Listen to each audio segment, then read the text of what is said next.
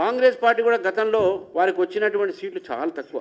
వారికి వచ్చినటువంటి ఒక 127 ఇప్పుడు వాళ్ళు 70 గెలిచినప్పుడు కూడా 2003లో 2023-25లో వారికి చాలా తక్కువ పర్సెంటేజ్ వచ్చినాయి. అయినా కూడా వాళ్ళు ప్రభుత్వం తర్వాత వచ్చారు. నేను చెప్పే పాయింట్ ఏంటంటే కాంగ్రెస్ పార్టీ ఆ రోజు దాదాపు మొత్తం తెలంగాణలో దాదాపు భారతీయ జనతా పార్టీకి వారికి దగ్గరలో ఉండే. వారికి వచ్చినటువంటి మున్సిపాలిటీ కూడా చాలా తక్కువ ఉన్నాయి. ఇప్పటికీ రూలింగ్ పార్టీకి డెఫినెట్ గా ఒక 80%, 70% రావాల్సిన పరిస్థితుల్లో వీళ్ళకి కేవలం 52% మాత్రమే వాళ్ళకి వచ్చినాయి. దీన్ని బట్టి ఏంటంటే వాళ్ళకు రూలింగ్ పార్టీ కూడా వాళ్ళు ఆశించినటువంటి సీట్లు వాళ్ళు రాలేదు. జనరల్ గా లోకల్ బాడీ ఎలక్షన్స్ రూలింగ్ పార్టీకి వస్తాయి. ఫర్ ఎగ్జాంపుల్ మహారాష్ట్రలో మన 29లో 28 భారతీయ జనతా పార్టీ గెలిచింది రూలింగ్ పార్టీ. ఇక్కడ మున్సిపల్ కార్పొరేషన్ లో బీఆర్ఎస్ కు ఒక్కడు కూడా రాలే. భారతీయ జనతా పార్టీకి ఫస్ట్ టైం మున్సిపల్ కార్పొరేషన్ లో ఒక mayor first time in the history of Telangana వచ్చిన తర్వాత first time in the history of Telangana ఈరోజు భారతీయ జనతా పార్టీ మేయర్ గా తెలంగాణలో గెలిచింది. తెలంగాణ ప్రజలకు, తెలంగాణ నాయకులకు, ముఖ్యంగా బండి సంజయ్ గారికి నేను ప్రత్యేకమైన అభినందన తెలుపుతా ఉన్నాను.